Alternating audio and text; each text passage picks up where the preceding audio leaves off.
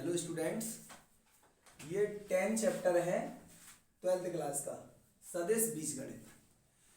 इसमें राशियों के बारे में बात करी जा रही है। राशियों का मतलब ये होता है, जैसे अगर हम भौतिक राशि के बारे में बात करें तो भौतिक राशि वे राशियां होती हैं जिनको प्रत्यक्ष या फिर अप्रत्यक्ष रूप से नापा जा सकता हो। मतलब अगर हम डायरेक्टली वे में नापना चाहें तो डायरेक्टली वे में नाप सकते हैं, और अगर कोई चीज़ डायरेक्टली वे में मेजर ना कर पाए तो उसको इनडायरेक्टली वे में मेजर करना। वे राशियां जिनको प्रत्यक्ष या अप्रत्यक्ष रूप से नापा जा सकता हो उन्हीं को हम क्या कहते हैं? भौतिक राशियां कहते हैं। भौतिक राशियों को परिमाण और दिशा के आधार पर दो भागों में कैटेगराइज्ड किया गया है, मतलब उनको दो भागों में बांटा गया है। सबसे पहली राशि आती है सदिश राशियां। सदिश राशियों को हमने जनरली 11th क्लास में पढ़ा था। सदिश राशियां वे राशियां होती हैं जिनको निरूपित करने के लिए या जिनके पास में मैग्नीट्यूड मतलब परिमाण एज वेल एज दिशा मतलब डायरेक्शन दोनों चीजें होती हैं। जैसे मैग्नीट्यूड का मतलब होता है कि किसी इंसान के अंदर कितना वजन है, कितना वेट है। वेट जनरली वेट जो होता है वो एक बल से रिलेटेड होता है, तो उसको हम सदिश राशि में कैटेगराइज्ड कर देते हैं। परंतु अगर मास द्रव्यमान की बात करी जाए तो द्रव्यमान जैसे किसी के पास में 50 किलोग्राम द्रव्यमान है तो ये उसका मैग्नीट्यूड है। अगर किसी की लंबाई 10 मीटर है तो ये उसका मैग्नीट्यूड है। किसी दूरी की जो डिस्टेंस मतलब जो हमारी दूरी है वो मान लीजिएगा 50 किलोमीटर है तो ये उसका मैग्नीट्यूड है। दिशा का मतलब होता है कि वो कौन सी दिशा में आगे बढ़ रही है, मतलब वो कौन सी दिशा में रखी हुई है। तो दिशा का मतलब उसकी किधर साइड जाने से मतलब है। जैसे हम अगर यहाँ से यूँ कह दें कि आपको अलीगढ़ से कानपुर जाना है तो हमने आपको एक डायरेक्शन दे दी कि आपको अलीगढ़ से कानपुर जाना है, तो मतलब जिसमें दिशा और परिमाण दोनों चीजें होती हैं उनको हम सदिश राशि कहते हैं। और जिसमें दिशा की जरूरत नहीं होती है, सिर्फ परिमाण की जरूरत होती है, उनको हम अदिश राशियों में निरूपित करते हैं। जैसे उदाहरण के तौर पे अगर कोई हमसे ये कह दे कि तुझको 25 किलोमीटर चढ़ना है, तो उसने हमें एक्चुअल में कोई डायरेक्शन नहीं दी है कि तुम्हें किधर साइड में 25 किलोमीटर चढ़ना है। उसने एक जनरली आपको एक क्वेश्चन मतलब एक संदेश दे दिया कि आपको 25 किलोमीटर चढ़ना है। तो 25 किलोमीटर का मतलब है कि आपको 25 किलोमीटर चढ़ना है। उसने ये नहीं बोला है कि आपको पूरब में चढ़ना है, पश्चिम में चढ़ना है, उत्तर में चढ़ना है या दक्षिण में चढ़ना है, मतलब इनमें से कोई भी। तो उस इंसान के पास में एक प्रायिकता है कि वो चाहे उत्तर में चला जाए चाहे दक्षिण में चला जाए, मतलब उसके पास में कोई भी दिशा नहीं है, दिशा निर्धारित नहीं है। तो ऐसी राशियों को हम कहते हैं अदिश राशियां। मतलब जिन राशियों को निरूपित करने के लिए दिशा और परिमाण दोनों चीजों की जरूरत होती है उनको हम सदिश राशि कहते हैं, और जिनको केवल और केवल परिमाण की आवश्यकता होती है उनको हम अदिश राशियां कहते हैं। जैसे उदाहरण के तौर पे यहाँ पे रखा हुआ है, भौतिक राशि वे राशियां होती हैं जिनको प्रत्यक्ष या अप्रत्यक्ष रूप से नापा जा सकता है, वो भौतिक राशियां कहलाती हैं। दिशा व परिमाण के आधार पर जो भौतिक राशियां होती हैं वो दो प्रकार की होती हैं।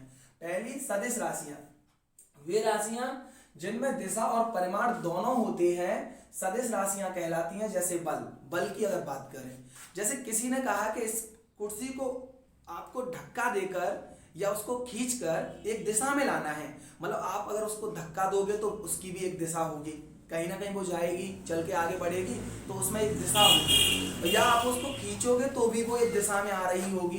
तो कहने का मतलब उसमें दिशा भी है और एज वेल एज वो कितनी जल्दी से आ रही है, तो वो आपके बल पर निर्भर कर रहा है कि आप उसमें कितनी जल्दी मतलब कितना अट्रैक्टिव के साथ में उस पर बल लगा रहे हैं। तो मतलब उसके अंदर मैग्नीट्यूड भी है। अगर आप उसमें कम बल लगा रहे हैं तो वो धीरे धीरे आएगी, और आप अगर उसमें क्विकली एक साथ तेजी से बल लगाएंगे तो वो जल्दी से आएगी। इसका मतलब क्या है कि उसमें मैग्नीट्यूड मतलब उसको जल्दी या कम ये चीज मैग्नीट्यूड प्रदर्शित कर रहा है, और वो किस डायरेक्शन में, आप जिस डायरेक्शन में उसे खींच रहे हैं तो उस डायरेक्शन में आ रही है, या फिर जिस डायरेक्शन में आप उसको धक्का दे रहे हैं तो वो उस डायरेक्शन में जा रही है। तो ये उसकी डायरेक्शन को इंडिकेट कर रही है। तो इसका मतलब बल एक क्या हो गई? सदिश राशि हो गई। दूसरी बात आती है त्वरण। त्वरण आप जानते हैं, त्वरण का मतलब होता है वेग परिवर्तन की दर को त्वरण कहते हैं। वेग किसे कहते हैं? वेग कहते हैं विस्थापन परिवर्तन की दर को वेग कहते हैं।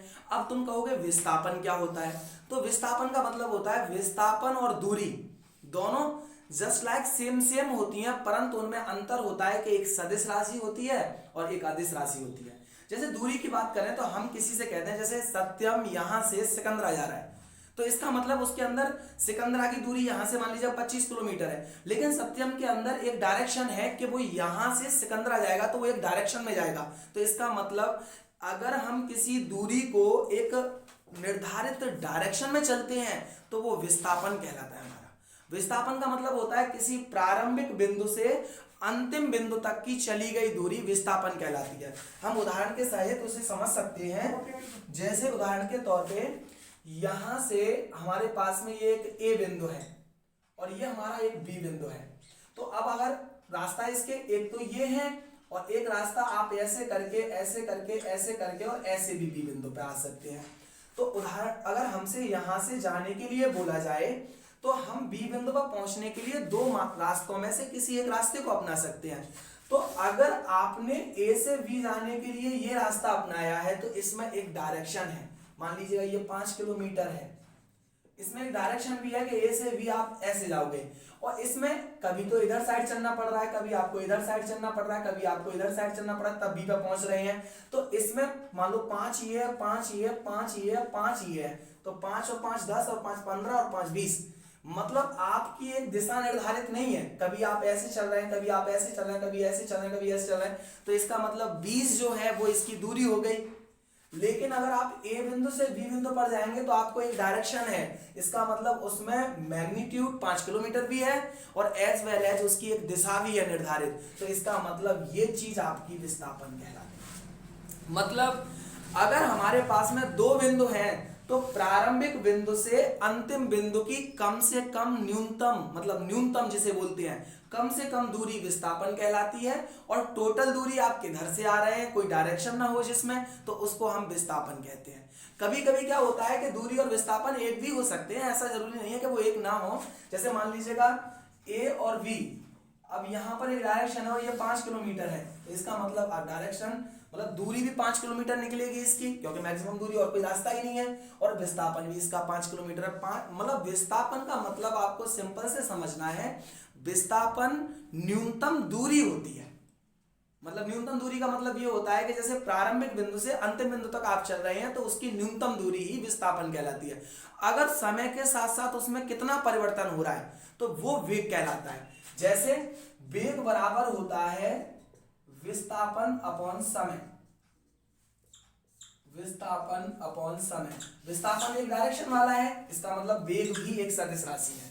अब बात करते हैं चाल की। चाल होता है दूरी बट्टे समय।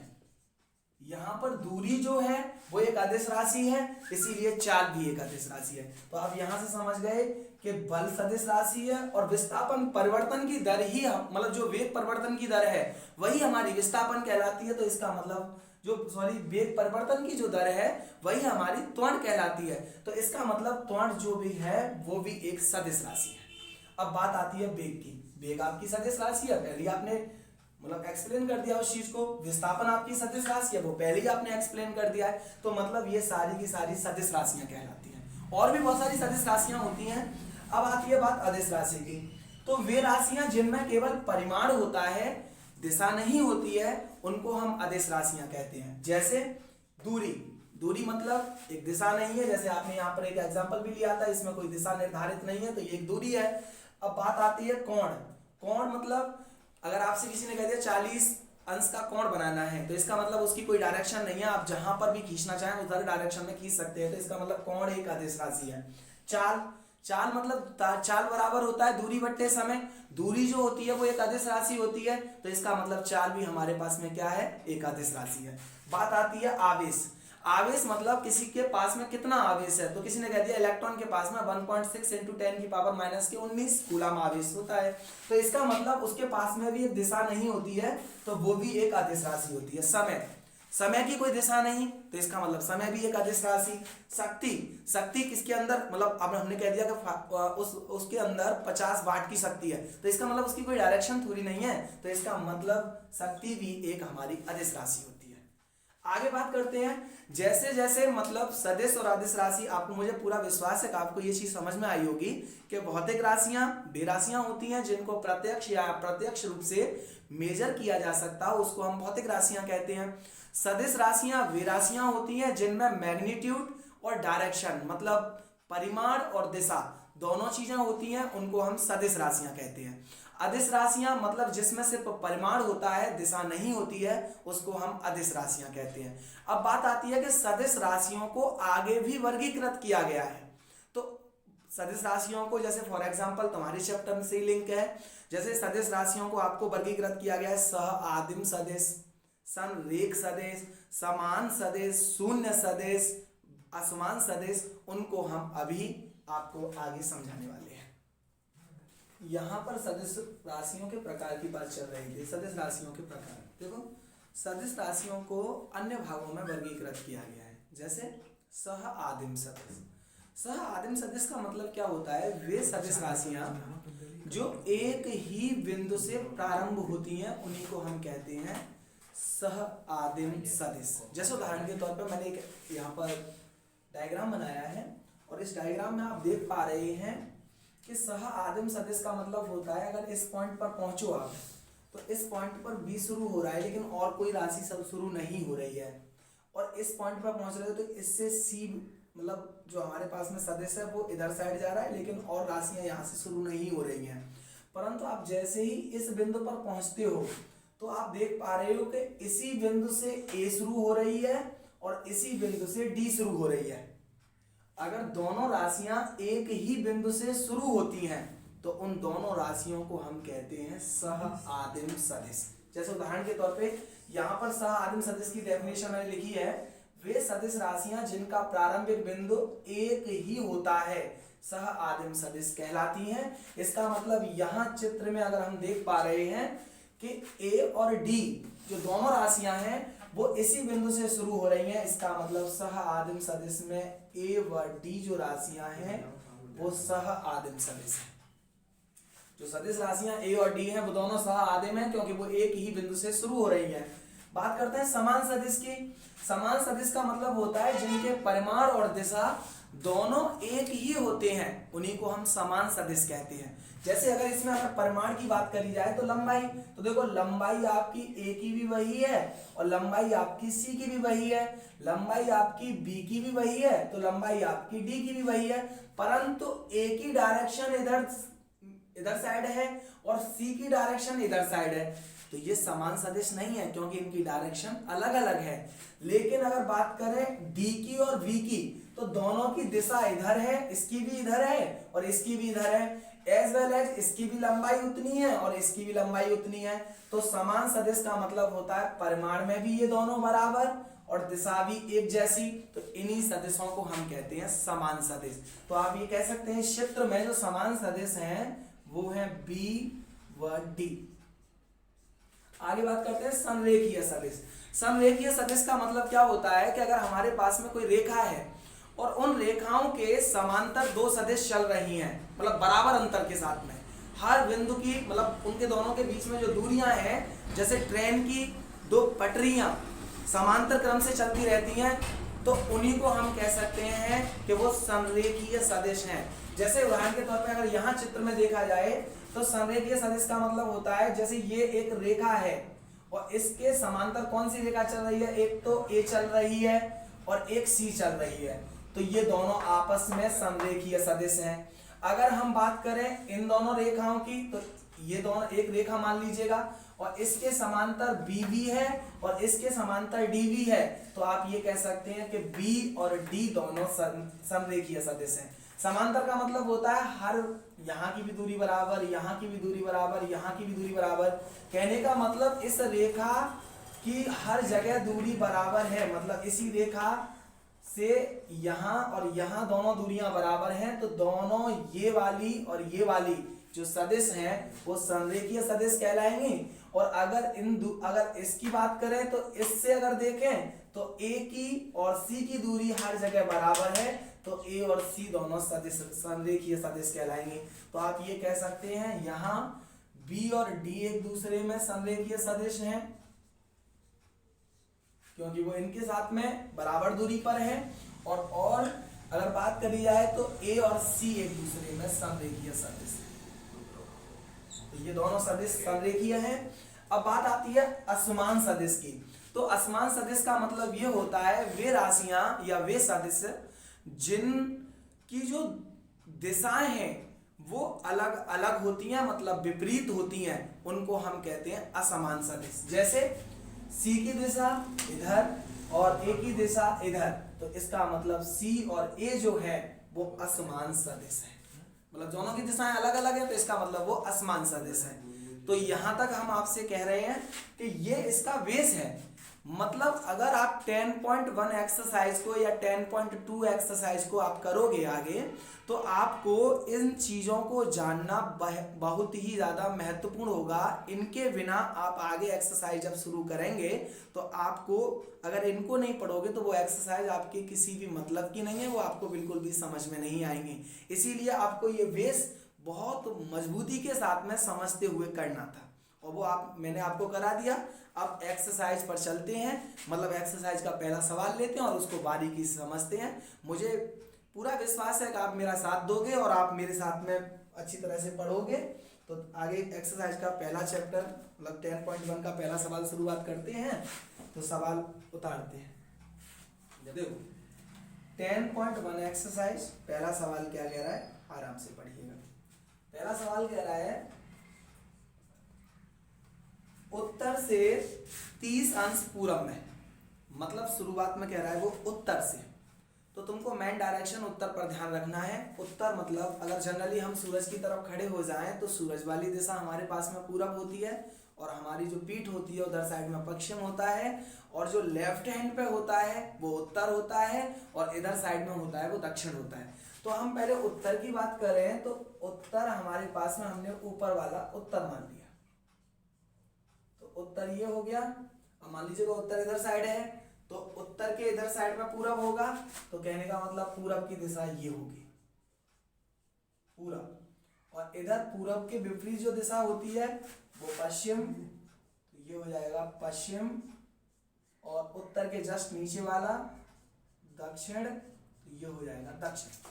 तो उत्तर पूरब पश्चिम दक्षिण ये हो गया। अब क्या कह रहा है सवाल, उत्तर से 30 अंश पूरब में, तो उत्तर ये है, तो उत्तर से 30 अंश का कोण बनाइएगा पूरब की तरफ, तो ये 30 अंश का कोण बना लिया हमने पूरब की तरफ। तो उत्तर से 30 अंश पूरब में 40 किलोमीटर के विस्थापन का आलेखीय या निरूपण कीजिएगा। तो हमने जो दूरी ली है ये हमको माननी पड़ेगी 40 किलोमीटर।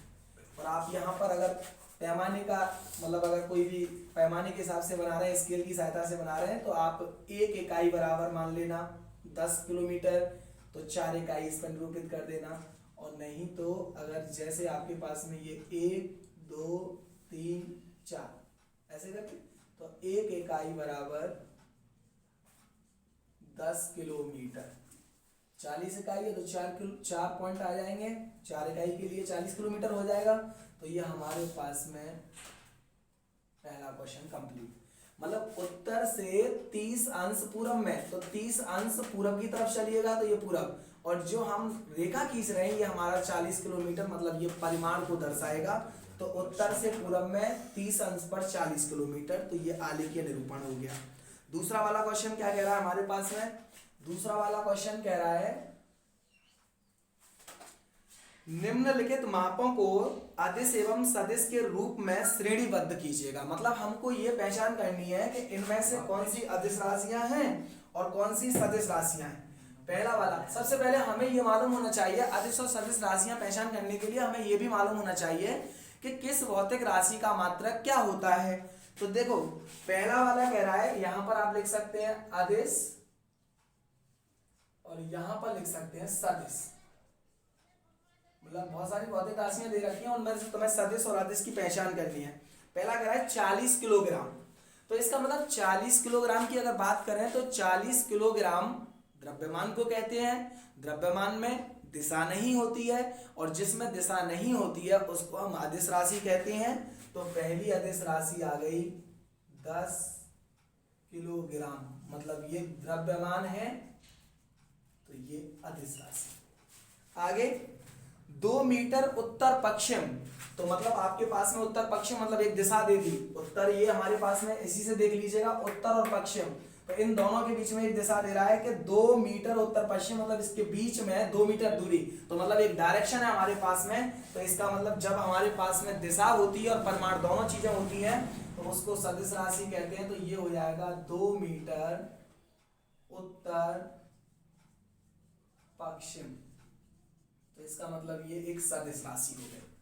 आगे कह रहा है 40 अंश। 40 अंश जैसे इससे पहले हमने अभी जब हम इंट्रोडक्शन दे रहे थे 10.1 एक्सरसाइज के लिए, तो उसमें हमने पहले ही बोला था कि अंश जो होता है वो कोण का मात्रक होता है और कोण में कोई डायरेक्शन नहीं होती है।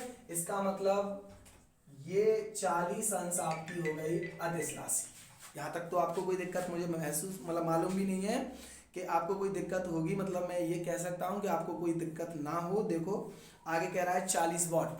40 वॉट, वॉट मतलब शक्ति का मात्रक होता है और शक्ति जो होती है वो हमारे पास में उसकी कोई दिशा नहीं होती है, तो 40 वॉट भी हमारे पास में एक अदिश राशि हो गई। आगे कह रहा है 10 की पावर माइनस के 19 कूलाम। इसका मतलब कूलाम किसका मात्रक होता है? कूलाम, तो कूलाम मात्रक होता है आवेश का, तो आवेश का मात्रक कूलाम होता है और 10 की पावर माइनस के 19 कूलाम, तो आवेश हमारे पास में एक अदिश राशि होती है। तो 10 की पावर माइनस 19 या माइनस 9 कूलाम जो भी दे रखा है, यहाँ पे दे रखा है माइनस 19 कूलाम, तो 10 की पावर माइनस 19 कूलाम एक आवेश और आवेश हमेशा अदिश राशि होता है। आगे कह रहा है 20 मीटर प्रति सेकंड स्क्वायर। तो 20 मीटर प्रति सेकंड स्क्वायर मतलब त्वरण, मीटर प्रति सेकंड स्क्वायर वेग परिवर्तन की दर है त्वरण, और 20 मीटर प्रति सेकंड स्क्वायर वो एक सदिश राशि हो गई क्योंकि त्वरण एक सदिश राशि होता है। यहां तक आपको कोई दिक्कत नहीं है। अब देखो तीसरा क्वेश्चन क्या कह रहा है। तीसरा क्वेश्चन कह रहा है निम्नलिखित को सदिश एवं अदिश राशियों के रूप में श्रेणीबद्ध कीजिएगा। इसमें भौतिक राशियों के नाम दे रखे हैं मैग्नीट्यूड के साथ, मतलब उसमें इससे पहले वाले क्वेश्चन में मैग्नीट्यूड दे रखा था और इसमें आपको नाम दे रखे हैं, तो नाम के हिसाब से सदिश और अदिश राशि छांटनी है। तो फिर दोबारा से एक श्रेणीबद्ध कीजिएगा, अदिश एक साइड में लिख लीजिएगा और सदिश एक साइड में लिख लीजिएगा। तो सदिश और अदिश, तो देखो अदिश राशियों की बात करें तो समय कालांश, समय कालांश मतलब समय, और समय हमेशा एक अदिश राशि होता है, तो समय कालांश अदिश राशि हो गया। दूरी, दूरी भी हमारे पास में एक अदिश राशि होती है। दूरी और विस्थापन दोनों एक जैसी होती हैं, लेकिन विस्थापन में डायरेक्शन होती है तो वो सदिश राशि होती है, दूरी में डायरेक्शन नहीं होती है तो वो एक अदिश राशि होती है।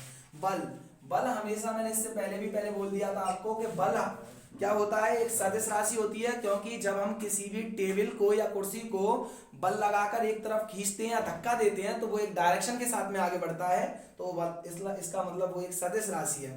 वेग, वेग भी आपकी एक सदिश राशि होती है, क्योंकि वेग क्या है, वेग विस्थापन परिवर्तन की दर को कहते हैं और विस्थापन एक सदिश राशि होती है, इसका मतलब वेग भी एक सदिश राशि होती है। कार्य, कार्य एक अदिश राशि होती है क्योंकि कार्य की कोई डायरेक्शन नहीं होती। यहां तक आपको समझ में आ चुका होगा। आगे देखिएगा इसमें चौथा क्वेश्चन क्या कह रहा है, पहले आप यहां तक का स्क्रीनशॉट लेना चाहो तो स्क्रीनशॉट ले सकते हैं और अगर उतारना चाहें तो आप उतार सकते हैं। तो देखिएगा आगे मैं क्वेश्चन कराऊंगा, देखिएगा यहाँ पर चौथा सवाल है, सदिशों की पहचान करनी है हमें। पहला सदिश कह रहा है वो सह आदिम सदिश कौन कौन से, ये डायग्राम आपको प्रश्न में दे रखा है। वो पूछना चाह रहा है कि सह आदिम सदिश कौन से हैं। सह आदिम सदिश की हमने इंट्रोडक्शन में डेफिनेशन दी थी कि वे सदिश जो एक ही बिंदुओं से प्रारंभ होते हैं उन्हीं को हम सह आदिम सदिश कहते हैं। पूरे डायग्राम में देखिएगा आप, ए और डी दोनों एक ही बिंदु से प्रारंभ होते हैं क्योंकि ये इनका अगला सिरा होता है और ये प्रारंभ वाला सिरा होता है, तो इनकी मतलब पूंछ और इसकी भी पूंछ इसी बिंदु से शुरू हो रही है, तो इसका मतलब क्या हो गया कि ये दोनों ही सदिश हमारे पास में क्या है, सह आदिम सदिश। कहने का मतलब ए व डी। बाकी अन्य सदिश को देखोगे तो कोई भी एक बिंदु से प्रारंभ नहीं हो रहा है सिवाय ए और डी के, इसी के लिए जो सह आदिम सदिश हैं वो ए और डी सदिश ही सह आदिम सदिश है। आगे बात करते हैं समान। समान सदिश उन सदिशों को कहते हैं जिनकी दिशा और परिमाण दोनों एक बराबर होते हैं, उन्हीं को हम कहते हैं समान सदिश। तो देखिएगा परिमाण मतलब लंबाई और दिशा मतलब एक ही डायरेक्शन में, तो यहाँ पर डी की भी डायरेक्शन वही है जो बी की डायरेक्शन है, और लंबाई दोनों की बराबर है। इसका मतलब बी और डी दोनों समान सदिश हैं, तो वी व डी। अगला वाला क्वेश्चन क्या कह रहा है, संरेख परंतु असमान, मतलब असमान जिनकी दिशाएं अलग अलग हों। संरेख मतलब जो समांतर हों एक दूसरे के, मतलब किसी रेखा के वो दोनों समांतर हों और जिनकी दिशाएं अलग अलग हों। अलग अलग दिशाओं होने का मतलब असमान, संरेख का मतलब दोनों एक दूसरे का किसी रेखा के समांतर होना। तो देखिएगा, सी की दिशा इधर साइड, ए की दिशा इधर साइड, और डी की दिशा इधर और बी की दिशा भी इधर, तो बी और डी की दिशा दोनों की एक तरफ है। इसका मतलब ये असमान तो हो नहीं सकते हैं, ये तो समान है, तो इनको तो ले नहीं सकते हैं। ए की और सी की दिशा एक दूसरे के विपरीत है, इसका मतलब ये असमान है, और ये दोनों एक दूसरे के समांतर है, इसका मतलब ये संरेख भी है। तो आप ये कह सकते हैं ए व सी असमान और संरेख हैं। तो यहां तक इनका भी आंसर हो गया। अब हमारा लास्ट क्वेश्चन है इस एक्सरसाइज का, सत्य और असत्य चेक करना। तो सत्य और असत्य की बात करें तो देखो, पहला क्वेश्चन क्या कह रहा है, ए तथा माइनस ए संरेख हैं। संरेख का मतलब क्या होता है, एक ही रेखा के समांतर होना। जैसे उदाहरण के तौर पे ये हमारे पास में एक रेखा है और इसमें से ए हमारा इधर साइड जा रहा है, तो माइनस ए जाहिर सी बात है वो इधर साइड जाएगा, परंतु ये एक दूसरे के समांतर हैं। जब एक दूसरे के समांतर हैं तो ये दोनों एक दूसरे के समांतर हैं, मतलब ये किसी रेखा के समांतर हैं, इसका मतलब वो संरेख हैं। तो ये पहला वाला सत्य होगा। दूसरा वाला, दो संरेख सदिशों का परिणाम सदैव समान होता है। दो संरेख, संरेख मतलब जिनकी मतलब जो एक रेखा के समांतर जा रहे होते हैं, तो उनका क्या परिमाण समान होता है? ऐसा जरूरी भी नहीं हो सकता है कि परिमाण समान हो। मतलब संरेख का मतलब तो समांतर से है, समांतर मतलब किसी रेखा के समांतर होना। अब इसमें यह जरूरी नहीं होता है कि उनका परिमाण एक जैसा हो, वो परिमाण अलग अलग भी हो सकता है। यहां पर सिर्फ समांतर से संरेख का मतलब होता है, इसीलिए ये आपका असत्य हो गया। आगे क्या कह रहा है, समान परिमाण वाले सदिश, मतलब जो समान परिमाण वाले दो सदिश संरेख होते हैं, ये भी जरूरी नहीं होता है, क्योंकि परिमाण अलग अलग भी हो सकता है, और संरेख का मतलब सिर्फ और सिर्फ एक रेखा के समांतर से है। इसका मतलब परिमाण से तो कोई मतलब ही नहीं है उसका, इसका मतलब ये भी आपका असत्य। अब दूसरा क्या कह रहा है, लास्ट क्वेश्चन कह रहा है आपका, समान परिमाण वाले दो संरेख सदिश समान होते हैं। समान परिमाण मतलब मैग्नीट्यूड जिनका समान हो, वाले दो संरेख, संरेख मतलब एक रेखा के समांतर हो, सदिश समान होते हैं, ऐसा भी कोई जरूरी नहीं होता है। समान परिमाण वाले दो संरेख सदिश समान होते हैं, ये कोई जरूरी थोड़ी नहीं है कि समान परिमाण मतलब परिमाण भी समान है और एक रेखा के समांतर भी है, क्या वो समान सदिश होंगे? समान सदिश का मतलब क्या होता है? समान सदिश का मतलब सिर्फ और सिर्फ दिशा से होता है। कहने का मतलब जिनकी दिशाएं एक जैसी होती हैं वही समान सदिश होते हैं। समान सदिश में परिमाण का कोई महत्व नहीं होता है, न संरेख का कोई महत्व होता है, महत्व होता है सिर्फ और सिर्फ दिशा का। इसका मतलब ये भी आपका गलत हो गया। तो मुझे पूरा विश्वास है कि आपको ये पूरी की पूरी वीडियो आपको समझ में आई होगी। अगर आपको ये वीडियो समझ में आई हो तो प्लीज़ मेरे चैनल को सब्सक्राइब करें, लाइक करें, और आपकी लाइक ही मुझे अगली वीडियो बनाने के लिए प्रेरित करेगी।